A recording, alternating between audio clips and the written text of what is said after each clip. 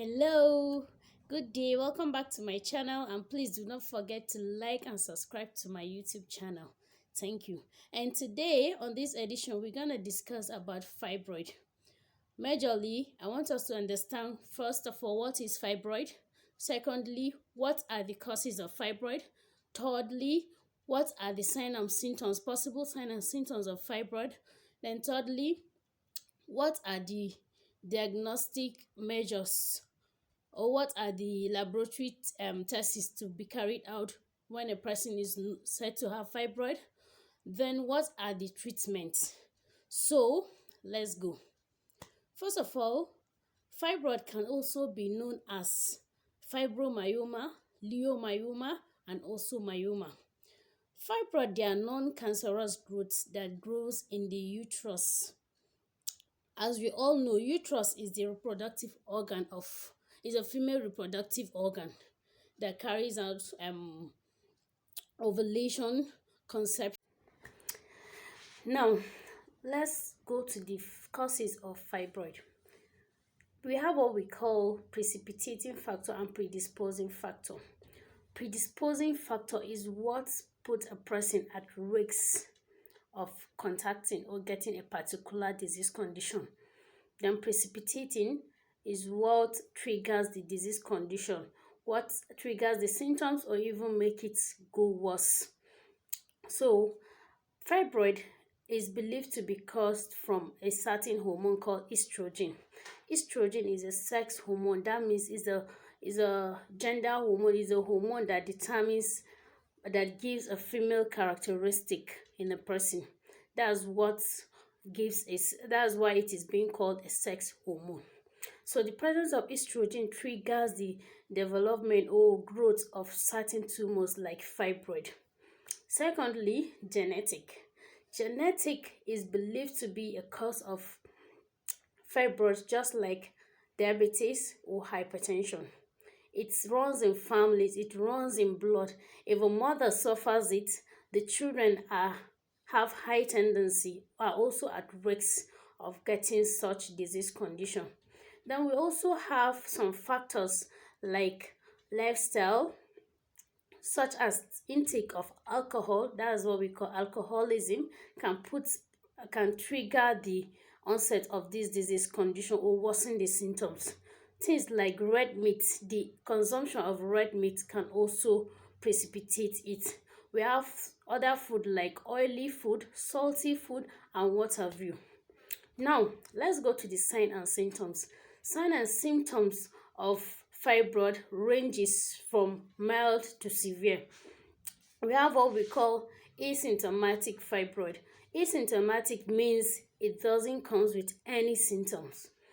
Then symptomatic means that it comes with symptoms. So what are those symptoms? The symptoms consist of severe abdominal pain. The abdomen tends to be very painful even when it is not being touched. Then secondly, it comes with severe bleeding. The bleeding ranges from regular or irregular bleeding. It can start from the beginning of the month and ends and goes throughout the month. It can start from where a person starts her period, then it stops and also continues from somewhere, just all within the month. That's what we call irregular cycle. Then we also have what we call constipation. This growth of fibroid can have pressure on the abdominal organs, thereby leading to indigestion. So this indigestion is what will make the feces or the food ingested to be accumulated, thereby causing constipation. Then it can also affect the urinary tract, causing infection or difficulty in urination, or having frequent urination, or some disorders regarding UTI, because all the organs are related or are surrounding the uterus will be affected. Then the person might have backache, all because of the growth. It ranges because the growth, whenever, as diagnosis is what the certain investigation carried out to evaluate or to conclude that a certain disease condition is existing. So one of them is by manual examination. Whenever you feel one of those symptoms I've listed previously, you go to the hospital. Either a gynecologist or a nurse or a midwife can carry out by manual examination on a patient, in which the growth is being noticed. Then furthermore, it can be evaluated through abdominal ultrasound scan. This is the normal scan that we all know. It's a kind of visualizing technique in which the position and also the extent of the growth is being viewed. That brings a conclusion that the person have fibroid. Then we can also go further with a very technical imaging, which is called MRI or CT scan. It also detects the degree. Now let's go to management. Management is how the disease condition fibroid can be tackled. So majorly here we carry out surgeries, and we have two major types of surgeries. One is called myomectomy, two is called hysterectomy. Myomectomy is done when the particular growth is being removed via surgical procedure, while hysterectomy is when the whole uterus is being removed. In hysterectomy, there is no chance of reoccurrence. In hysterectomy, there is no chance of reoccurrence because the whole uterus is removed. Because initially you said that the growth occurs in the uterus, either within or outside the uterus, but it's all in relation to uterus. But then if the whole uterus is being removed, there is nowhere for the growth to occur.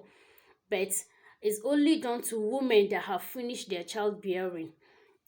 Then myomectomy is being done to women that are still in their childbearing age, but then there is high chance of reoccurrence.